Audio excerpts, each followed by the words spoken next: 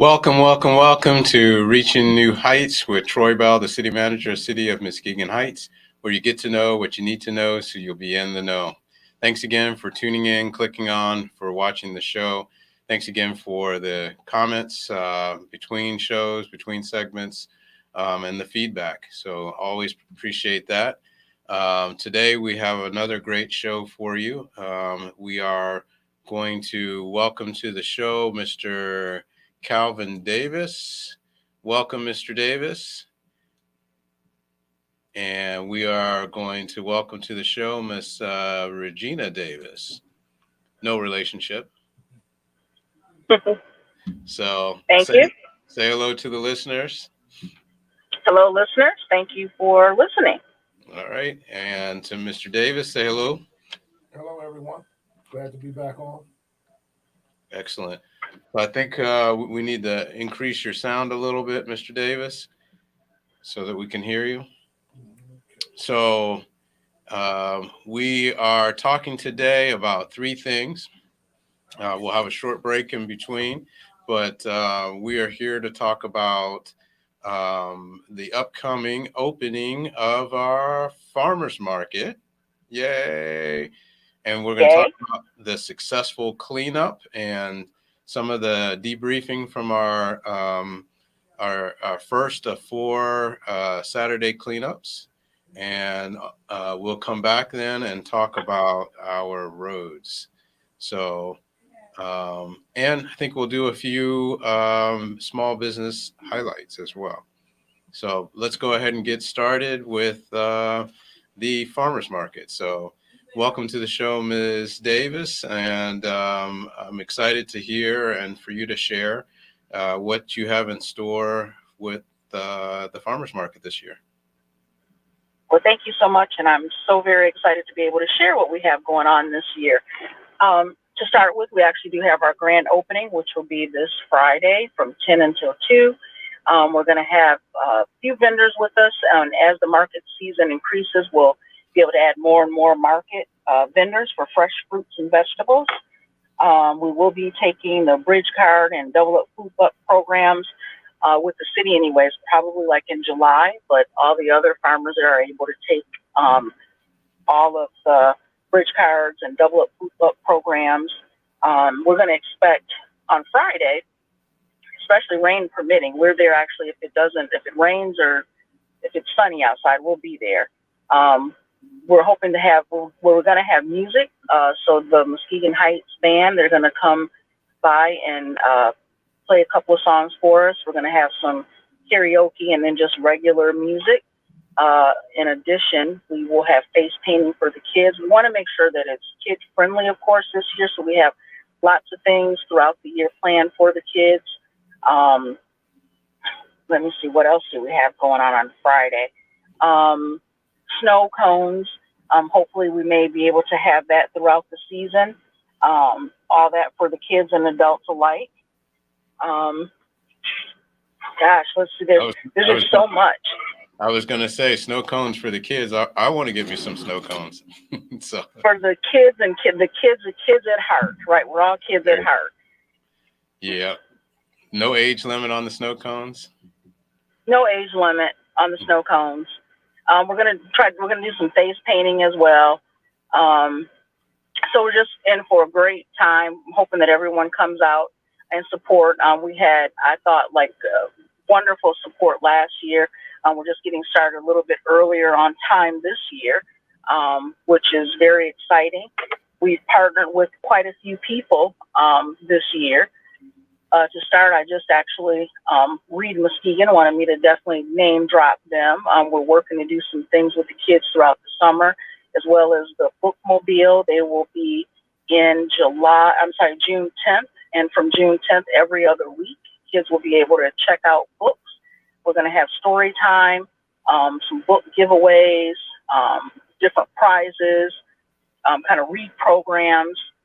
And in addition, we'll have the Hackley Community Care mobile bus actually begin in July 22nd, and then July 29th. They're just going to be doing regular health screenings. The COVID shot will be available, blood pressure checks, stress tests. So come on down and, enjoy. So it sounds like it's more than just fruits and vegetables. It sounds like what you have in store for us this year in the farmers market is more of a community experience. Absolutely. We want to really work on bringing a lot of the resources in the community right to the market so that we're just going to be disseminating just a lot of resources and people joining us throughout. Some of the things some of the kids are actually going to join us this year as vendors. They're working with the Muskegon Heights School. There's with the Y, we're working with them to be able to, they're growing fruits and vegetables right now. And so they're going to bring all their things over to the market and sell them. I anticipate that'll be like the end of June, July. So yes, a community event. That is wonderful. Absolutely wonderful. And you mentioned Reed Muskegon. Does that involve their new family empowerment program too? Yes, we're working to, however we can get, they work with families as we're, wanting to work with them with their families. They have a certain age group of kids with specific programs that they have there, but they're even going to collaborate with the Bookmobile just to do story time and to be able to read with kids. We have a lot of things to give away for kids, and it's kind of filling the gaps even like throughout the summer. And one of the other things I forgot to talk about was that we are partnering also with the Kids Food Basket. They are going to be providing some food. We're losing you on the camera there. There you go. I didn't know I was on camera. I'm sorry. Yes. So we're going to partner with the Food Basket, and they are bringing food on Fridays and hope to get through, like the weekends. And we're going to do a little bit more food giveaway so that it kind of helps ease the burden, so to speak, when kids are home from school with every prices going up and all that, and it's healthy things. So we're looking forward to that collaboration. What I really appreciated that you were able to do in this past year, even with an abbreviated farmers market, was get kids involved. It was wonderful to be able to see kids coming in there to the farmers market looking for fresh fruits and vegetables, because I think if we can establish that with our young people, with the youth, then that is going to have the impacts long range on the health of our community. Absolutely. So we even took requests. What's that? Say that again. We even took requests from kids last year. I think there was something that they didn't see. It could have been blueberries or something at that particular week. The next week they came back. Mm-hmm. Yep, and they got their blueberries. Yeah, and my kids they're blueberry fiends, so they'll sit there and eat 4 and 5 boxes of blueberries straight. So I can appreciate that. So yeah. When is the farmers market starting? Let's repeat that. It's going to be on Friday, and every Friday from May 27th through October 28th, and we'll be there from 10 until 2. We're also going to have some opportunities throughout the season to have a few pop-ups. So look for that. Make sure that you check us out, like on our Facebook page. It is Heights City Market, as we're reaching new heights. Also on our city's webpage, or on our webpage for the City of Muskegon Heights, look there for information as well. Okay, so let me repeat that. Every Friday from 10 a.m. to 2 p.m.? Yes. Excellent. Okay. Yep. And if you didn't get a chance to come out to the farmers market last year, the farmers market has had a facelift. We have done some things to spruce it up. And so it is a much more enjoyable experience, even though the people and the community are the same. It's nice to be able to put a coat of paint on the farmers market to show how much that we care about the farmers market and how much we care about the community, to be able to make that experience and that exchange much more memorable. So please come on out, check us out at the farmers market. You'll see new blacktop, you'll see new striping, you'll see revamped booths. And so all those are part of the facelift that the farmers, a new sign as well. So all nice touch-ups that were done courtesy of CDBG and their the investment in the community from that fund. So you know, last year I think was a huge success. I'm looking forward to this year with all the additional things that you're adding. And if you wouldn't mind, talk about some of the things that you're doing to engage some of the other vendors. I know you had said that you had done some reconnaissance and research at other farmers markets, and Yes. uh, the possibility Yep. of bringing some of those vendors to Muskegon Heights. Yes, we do actually have a few of those vendors they're gonna join our market on Fridays. So in order for a vendor to come, the price is $10 the very first week. It's an increased price as we'll have T-shirts available, and the T-shirts I believe are $12, so it'll be an additional 12, $13, I think at most, on top of that first week. And then every week after that, it's going to be $10 for them. We're actually wanting to make sure that we add things where we're not, that we're so not so much of the same things at the market. So really excited about someone.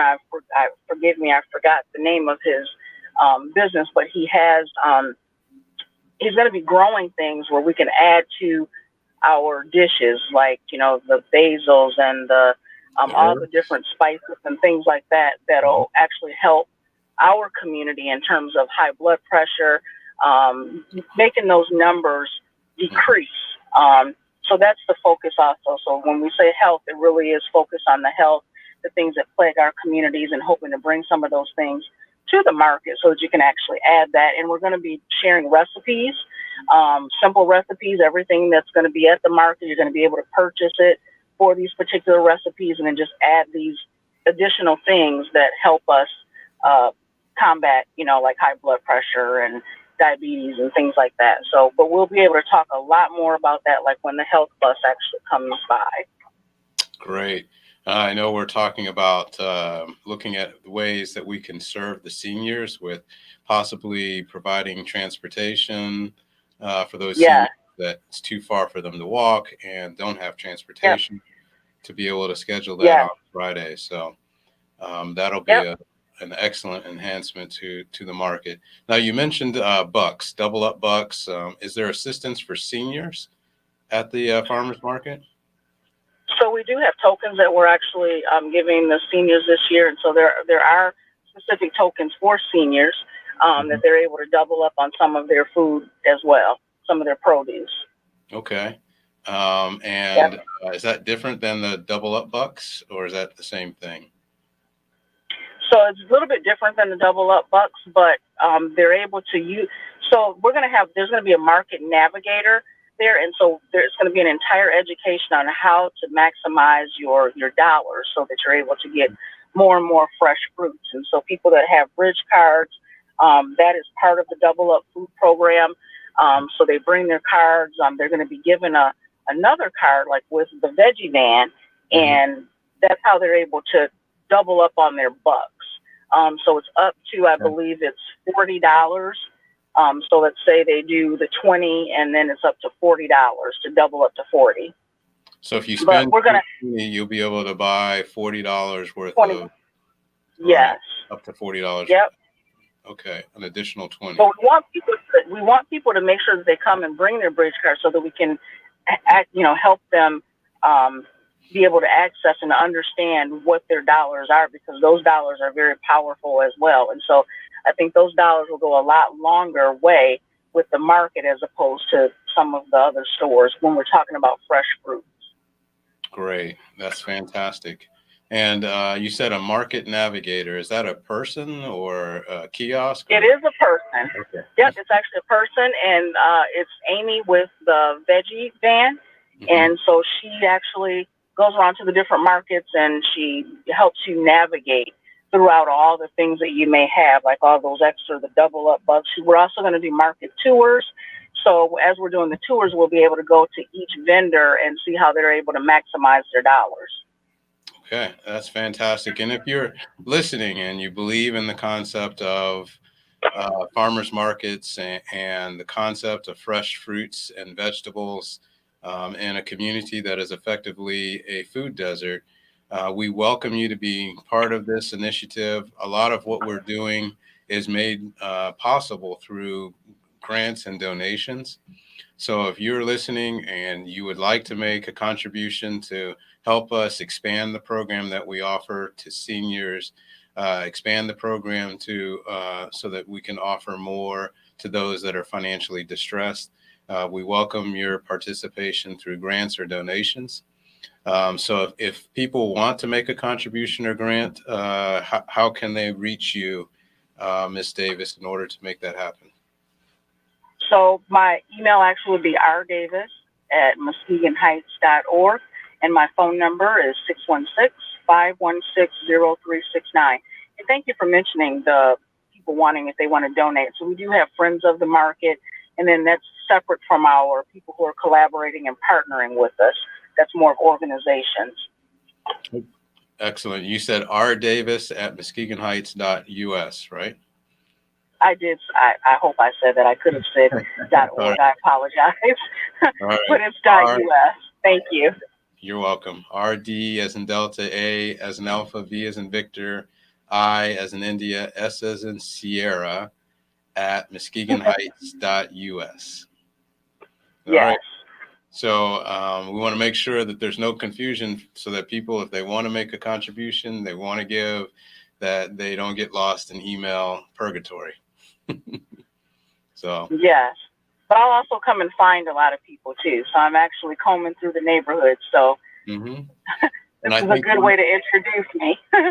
one of our listeners, Maricela Sierra, mentioned that she saw you at the Muskegon Market. So there is evidence. Yes. And I have to say, your energy, your go-get-itness, if I can use that turn of phrase, is excellent. I really appreciate the energy that you bring to Muskegon Heights and the energy that you bring to the farmers market. You're doing an outstanding job to keep up the work. Thank you. Keep up the good work. The community is wonderful to work with. So thank you. Absolutely. So if you have any questions about the farmers market, you know how to reach Ms. Davis. One thing that I want to mention in the month of August, which is connected to the farmers market, every Friday we finish the farmers market at 2, and at 4:30 we pick up with the street festival on Broadway because the streets will be blocked off from Peck into Baker. And you'll be able to get food, beverages, and music as part of the Friday Night Live Street Fest on Broadway. And so that is a segue from the farmers market on Friday. So you can plan on coming to get your fresh fruits and vegetables, kids entertainment, to the happy hour street festival. And then at the end of the street festival, we'll have movies in the park.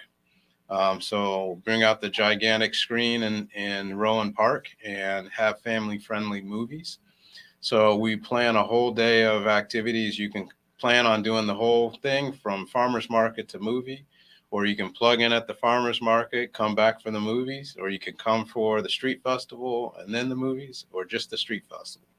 So all kinds of choices for you, all kinds of options for you to be able to enjoy the beautiful downtown of Muskegon Heights. And so we want you to come down. We want to show the community an opportunity to enjoy public space. That was part of the survey feedback that we got from the visioning plan.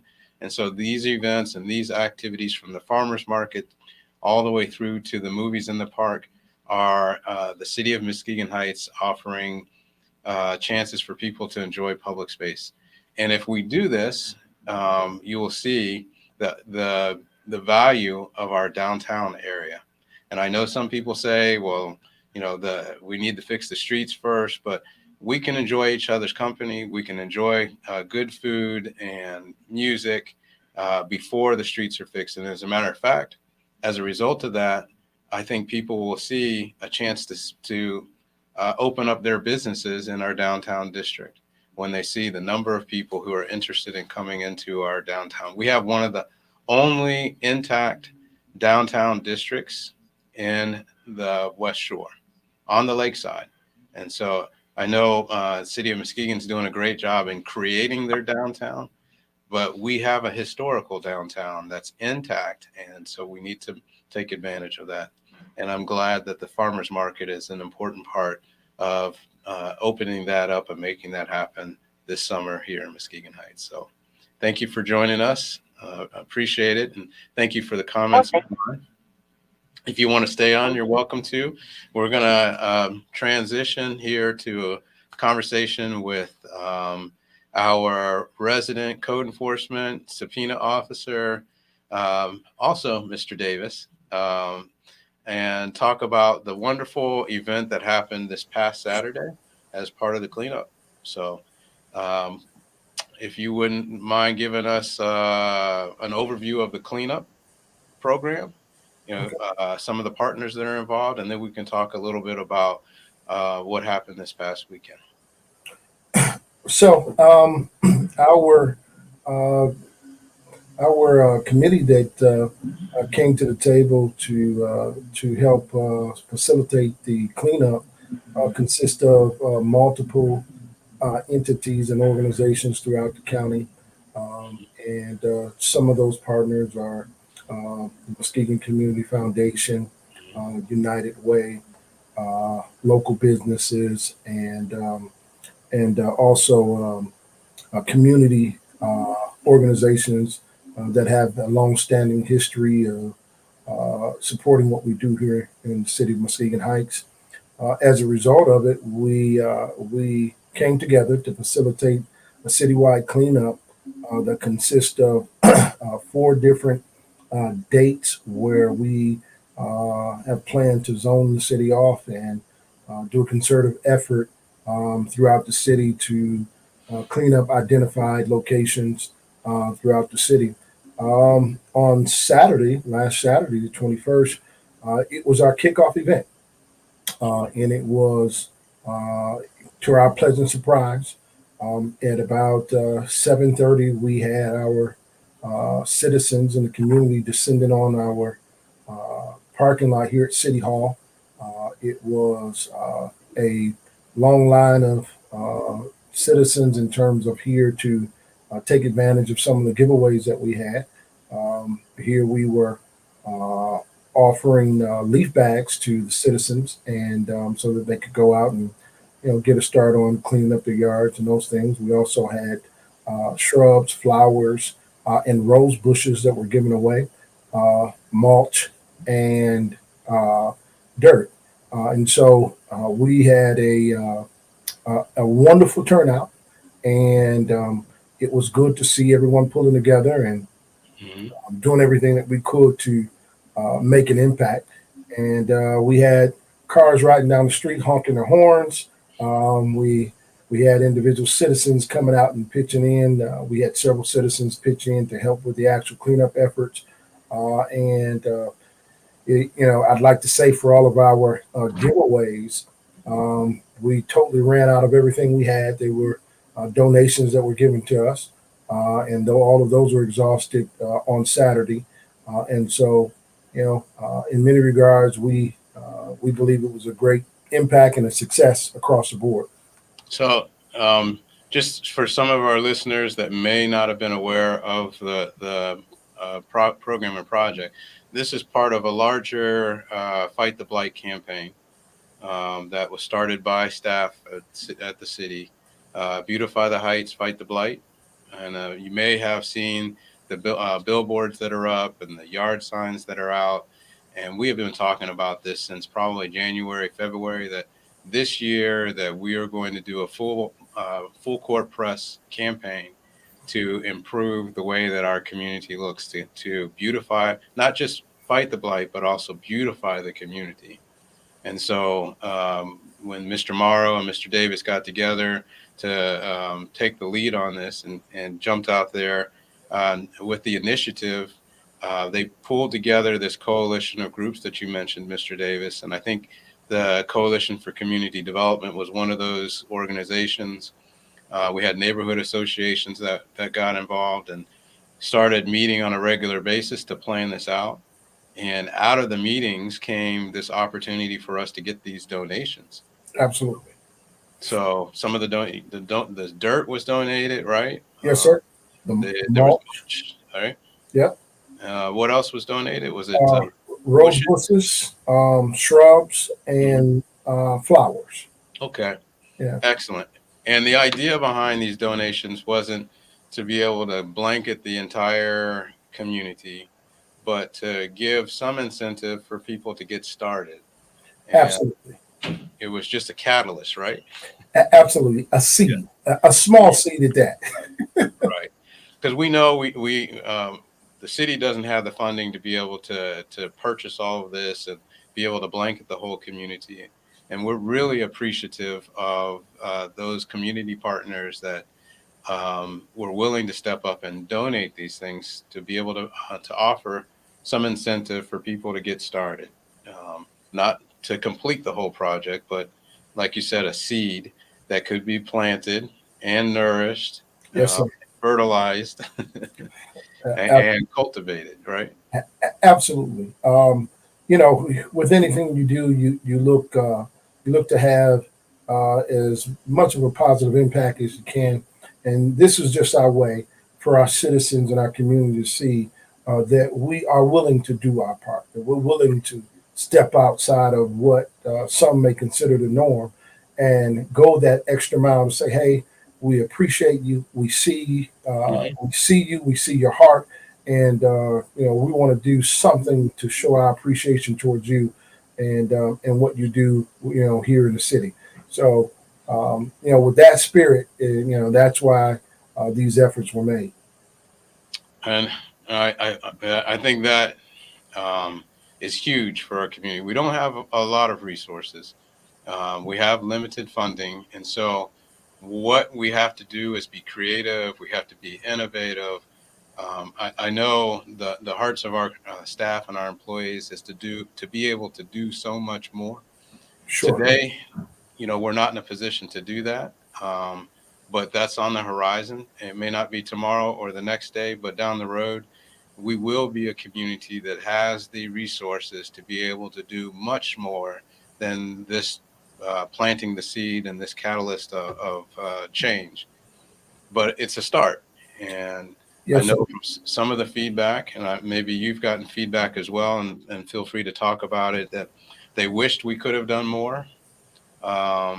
Maybe they didn't realize that what we were working with was innovative in that we were even able to get those donations provided. And I have to clap my hands for Andrew from the Reforestation Project. Yes. I think I got that right, Yes, sir. because he was able to get the bulk of these donations just based on his relationships out there in the community. And so that was huge. Yeah, absolutely. And one of the things about the donations Mhm. is that we live in a day and era where those who have the heart to assist. One of the things that they want to know is that we're going to be good stewards over what we're given. So Mhm. this has opened up dialogue about receiving similar donations going forward based on what we were able to do Mhm. just last week. There's a saying, "Despise not the day of small beginnings." And with that being said, it was our intent for people to see the heart of this community, to see the heart of the folks that work here in City Hall, and as a result, we're going to be able to reap the harvest one day. Beautiful. And I think you also had some food donations too for the workers. Yeah, got to give a shout out to Little Caesars, Mhm. Trevor on Henry Street. He fed our volunteers. Mhm. He's the owner there, and they stepped up to the plate, and they were able to make sure that we were able to feed our volunteers and make sure that they didn't go hungry while they were out working. So definitely, it's exciting to see the momentum building Mhm. and to see that if we all do our part, uh, you know, with everything that you do, one of the things that we discussed early on is that we understood that we were going to have to make some adjustments from cleanup to cleanup based on what worked, what didn't work, uh, Right. and all of those things. And so we're going to be coming back to the table here in about a week or so, discussing the pros and cons, making some adjustments where we can, and then getting right back in the fight. So So on that note, let me ask you this. Some of the feedback that I got was some of the residents would have liked for the dirt to be in bags. sure. Is that something, is there a reason why it wasn't in bags? Is that something that's possible, or is that uh, going to require us to expend even more resources than what we have? So considering we're working with donations and limited resources, Hmm. um, one of the things that you have to do is be appreciative of what you're given. And so this was given in bulk. Hmm. So it was not something that we requested, saying, hey, we'd like it in this form. We took what was available to us, Right. and then we saw avenue to be able to Sure. distribute it to our community. So Hmm. it was no way intended to make it difficult for individuals. It's just that it's the form in which we received it. Now, in order for us to go that extra mile to put it in bags ourselves, based on what you opened up with, we are a city with limited resources. Right. That takes manpower. Hmm. And with that manpower, one of the things that we were hoping is that we could get community involvement, that we could get individuals to come to assist. But what I did see, Mr. Bell, is Hmm. that there were citizens who were in line waiting for their turn, who was willing to go the extra mile of the way, who picked up the shovels and assisted those individuals who could not who could not do that for themselves. And Hmm. that's the spirit of Muskegon Heights. We That's all community. pitch in it. Right.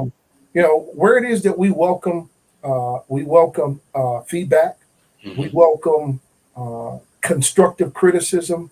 Hmm. What it's really going to take at this moment is that individuals have open hearts and ready hands. Hmm. I like that. Open And hearts, ready hands. yeah, if we get that from our community, we'd be able to take this Fight the Blight campaign and shoot it out of the stratosphere.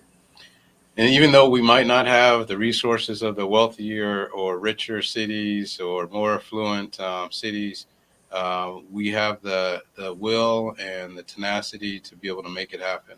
I mean, that's our biggest resource Yes, sir. is the ready hearts and ready hands of the community.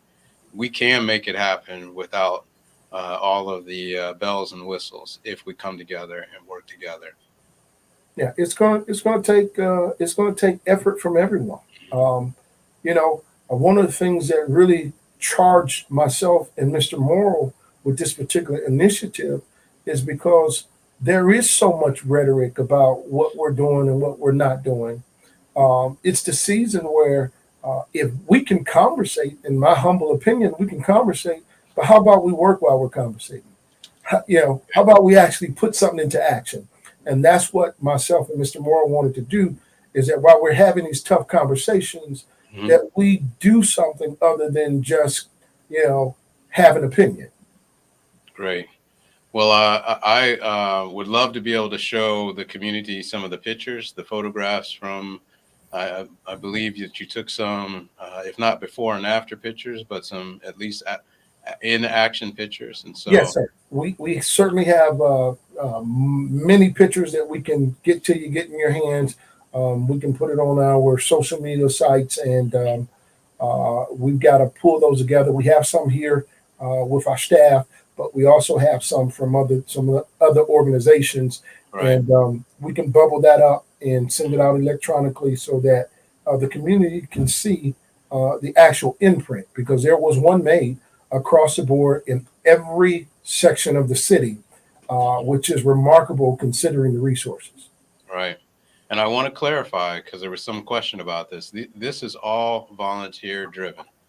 I mean, even the staff that you saw out there, down at DPW, those staff members were volunteering their time. And so this was all volunteer work. This wasn't folks getting paid to do the work and on the clock. So what you were getting was the goodness of people's hearts because of the care and concern and love for the community. So I think sometimes we think because we work for the city that when we're doing these things that we're on the clock, and because we're on the clock that we're supposed to do X, Y, and Z to the satisfaction of everybody. But when you're volunteering your time, it's a whole different standard that we're talking about. And I appreciate our employees and you and Mr. Morrow stepping up to do this kind of work because of out of the goodness of your heart, not asking for a paycheck. And along with all of the other volunteers that came from all over the community and even outside the community to be able to make our community just that much better. Yeah, it was. It was certainly heartwarming to see those individuals who had a heart for what we were attempting to do. One of the things that we must do, all of us, if we're going to make an impact, an imprint, a difference, we have to influence those whom we have influence with. Uh, and it'd be nice to see our community to influence one another to Hmm. get behind this initiative to help clean our city up. If we all do our part, Hmm. certainly it'll go a lot further.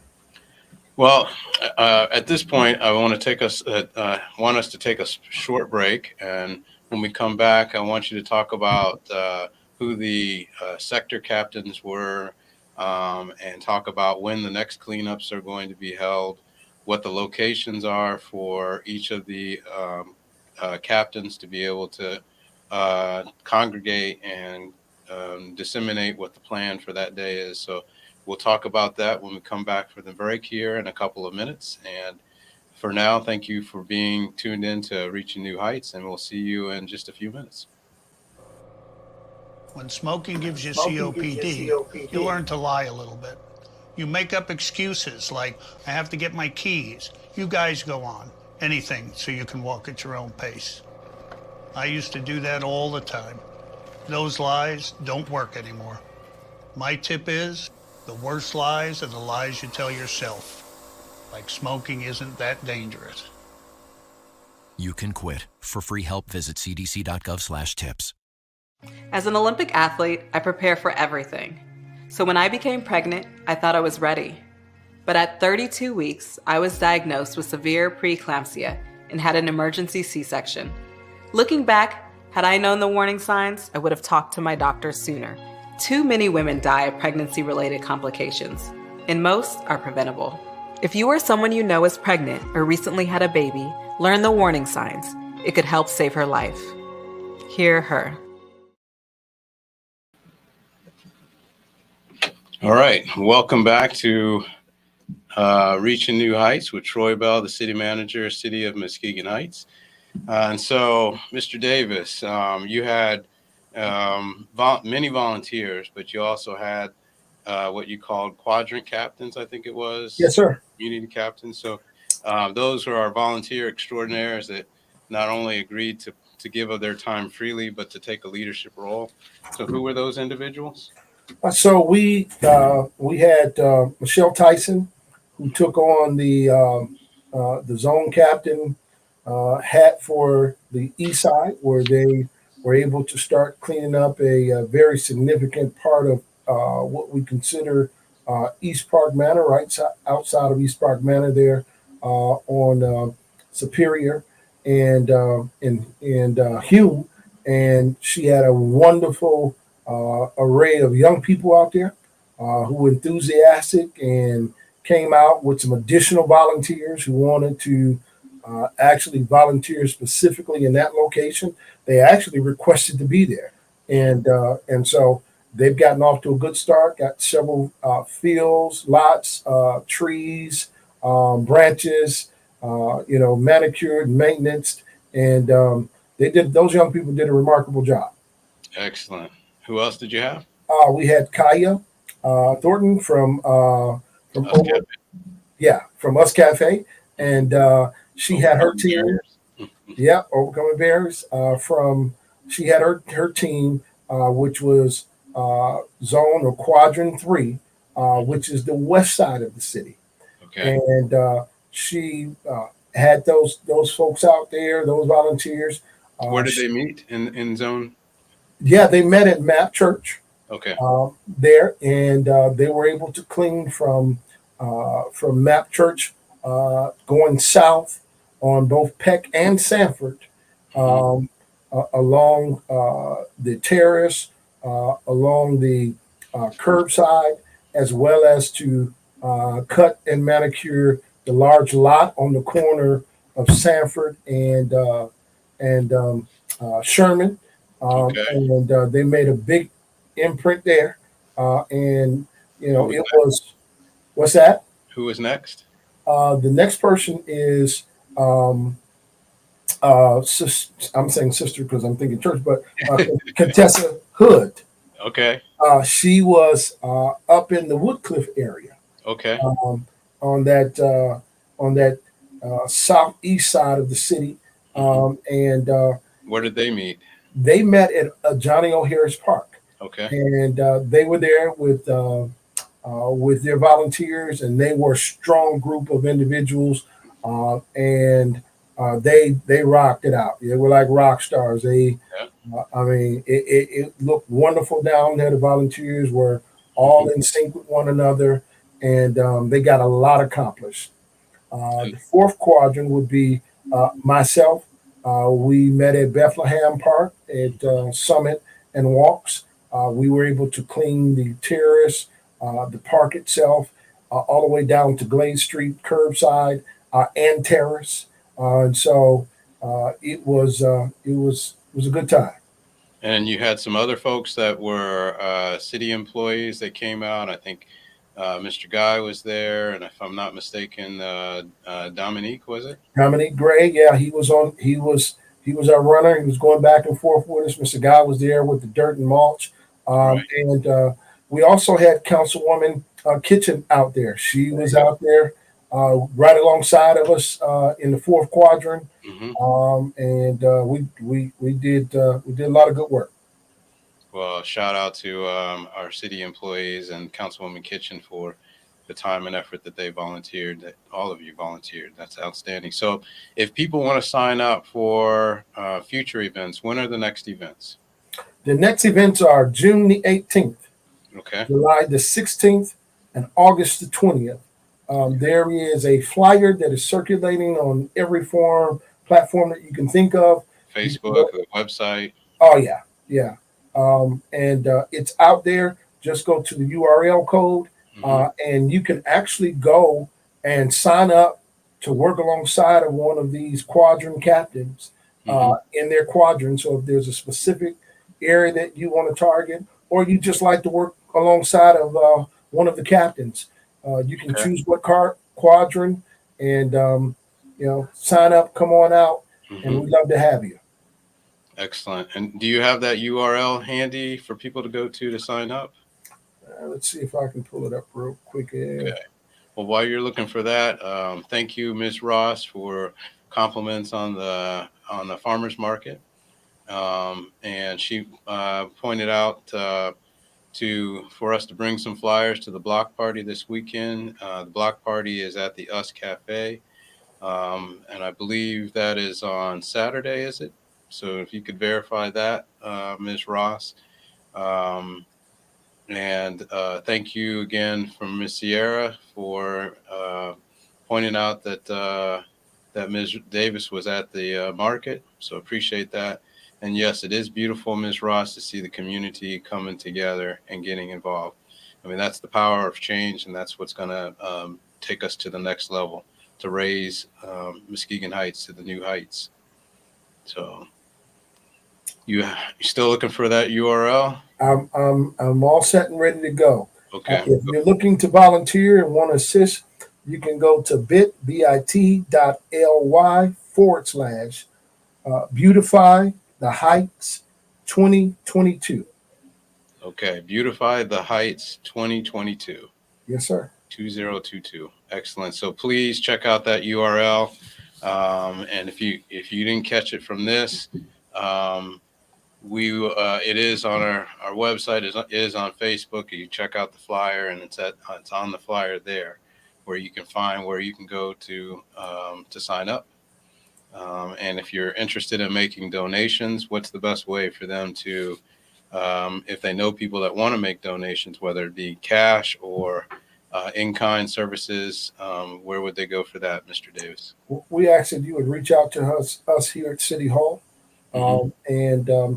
and inspections department or city managers department, and we'll make sure that you're pointed in the right direction because we Okay. do need donations going forward in order to continue success throughout the summer. So that number would be 231 at City Hall, 733-8870. Again, that's 231-733-8870. Give us a call, and we can get you connected to whichever direction, if it's a cash donation or if it's supplies of some sort. Either way, we'll get you set up to be able to bring that in as part of this community effort to beautify the heights and to fight the blight. Mr. Bell, if Yes, I sir. could make an appeal real quick, Mm-hmm. we need someone to step up to the plate on June the 18th and feed our volunteers. So Okay. if someone's out there and it's on your heart to assist, we'd love for you to assist in that way. Excellent. All right. I'm glad that you pointed that out. So that's a critical part, because you can't do much on an empty stomach. So we want to make sure that everybody has the fuel that they need in order to push through. Absolutely. And Ms. Ross did verify that the block party is from 12 to 6 on Saturday at the corner of Barney and Maffitt. And so just some other announcements that I want to remind everybody of. Juneteenth is around the corner. That's the 17th, 18th, and 19th. This is our new festival down at Mona Lake Park. It is the third annual fireworks show. The 17th, we're kicking off with a new partnership with the Muskegon Rotary Club with the Friday night mixer. So everybody is welcome to join us down at Mona Lake for the Rotary Mixer. You're going to have food, fun, beverages, and live music. We're featuring reggae music for our mixer. This is to kick off our Juneteenth celebration, the second celebration since this has been an official federal holiday. So we're excited about that. And Saturday will be the second day of the celebration, which will include more food, music, vendors, resources for the kids, bounce houses, snow cones, face painting, all of that. So be Calvin Davis. ready to bring down. Everyone can see and hear you. I don't know where that's coming from. Be ready to bring down your kids down to Mona Lake Park. So we're excited about that on the Saturday night.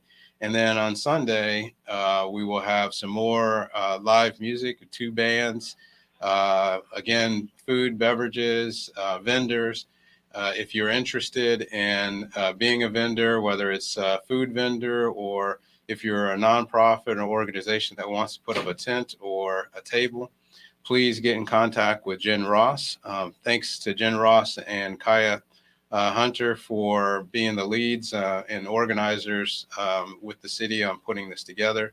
I believe the email address is, I always get this wrong, Juneteenth celebration mh@gmail.com. So you can reach out there if you're interested in becoming a vendor or setting up a table or a booth. So we've gone from a 1-day celebration like we did last year to expanding that over 3 days, because this is the biggest Juneteenth event on the lakeshore. People will be coming from as far north as Ludington, south of Benton Harbor, and from Grand Rapids, and maybe even Detroit to celebrate this Juneteenth with us. And a reminder that Sunday, Juneteenth, is the Father's Day. So we will be honoring and welcoming fathers on the 19th with our events and our fireworks show. And this year, if you enjoyed the fireworks show from last year, the fireworks vendor is giving us a new treat, which is fireworks to music. And so we're excited to see how that turns out. I don't know how much you can improve on the excellence last year with the fireworks, but we've got a lot in store for you this year. And this is the premier event for Juneteenth on the lakeshore. So in addition to the festival in the park in July, you now have Juneteenth in June. So we are bringing more fun and more entertainment to Muskegon Heights. And so we want to make sure that you're aware and that you have an opportunity to be part of these festivals and festivities. I also want to make a note on the 28th of May as well is the Purple Maze event, which is a scholarship event for Omega Psi Phi fraternity. Tickets are on sale. Please reach out to me if you are interested in getting tickets. Tickets are $50 a piece. So please reach out to me so that you can get your tickets, because that is another amazing event. So before I wrap it up here in the last couple of minutes, I want to make sure that I highlight some great members of our community and the business community. So our highlight for today includes Web Chemical right off of Sherman Street, Sherman and Jarman Street. So Web Chemical has been a member of our community. They were founded in 1963 in Muskegon Heights. They're a full service chemical industry providing chemicals and excellent customer service to our customers. They are also one of our employers, one of our tax providers, and they're a great partner. They are one of the partners on the Juneteenth celebration, I believe, as well on the festival in the park celebration. So they have been outstanding community partners. They occupy several acres here in Muskegon Heights. The company is 60 years old and situated on 20 acres here in Muskegon Heights and 5 acres in Fort Wayne, Indiana. They have 180,000 gallons of bulk tank storage and 100,000 square feet of warehousing. And they are ISO 9001, 14,001, and 22,000 FSSC 22,000 certified. So it's an amazing and outstanding business here in Muskegon Heights. And I believe this past year has been one of the best years in the history of the company. And so we are proud to have them as strong partners in our community, a business that's committed to staying in Muskegon Heights. Next, I want to recognize Hall Sports Center, founded in 1972 in Muskegon Heights again, 1972. Hall Sports Center is your key to summer fun and one of West Michigan's largest and best boat dealerships. They offer convenient one-stop shop facility for all your boating needs, and new and used boat sales, dock and lift sales, parts, services, and inside heated storage for your boats. They are located at 759 East Broadway Avenue. Again, another excellent partner in our community. It's a top 100 dealer in the country, offering the best name brands in the marine industry. Bennington Pontoons, Four Winds, Scarab, Wellcraft are some of the brands that you can look forward to there. And so thank you again to Hall Sports for their commitment to our community and their partnership in our community. And lastly, I want to recognize RCP Marketing. And this is a company that I was not familiar with. They are located at 3044 Glade Street. They were founded in 1981. They located corporate offices in Muskegon Heights in 2015. So they've been here approximately 7 years. RCP Marketing joined the office in 2020. Marketing and advertising, they provide graphic design, marketing strategy, traditional advertising placement and production. Their mission is to provide a personalized approach to each client's marketing efforts that speaks to their ideal customers and their unique voice and creates the specific actions that they desire. They are equipped to provide their clients with strategic insights and marketing solutions. And these solutions are designed to address business challenges and accelerate growth.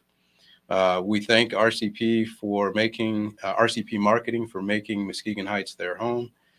They have sister companies that they source additional services from, like One Digital, sourceonedigital.com, and Trophy House Brands, custom apparel, branded promotional products and company.